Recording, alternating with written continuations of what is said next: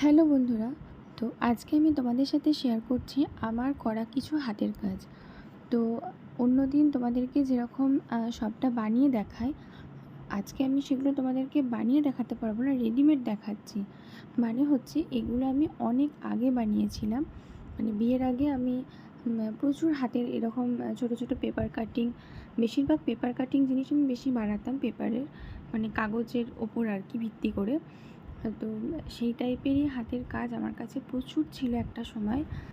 এখন হয়তো সবগুলো নেই, অনেক যেহেতু বেশিরভাগই তোমাদেরকে বললাম পেপার কাটিং, তো অনেক পুরনো হওয়ার দরুন সেগুলো সব নষ্ট হয়ে গেছে। আর আমার ঘরে সেগুলো সব সাজানো থাকতো একটা সময়।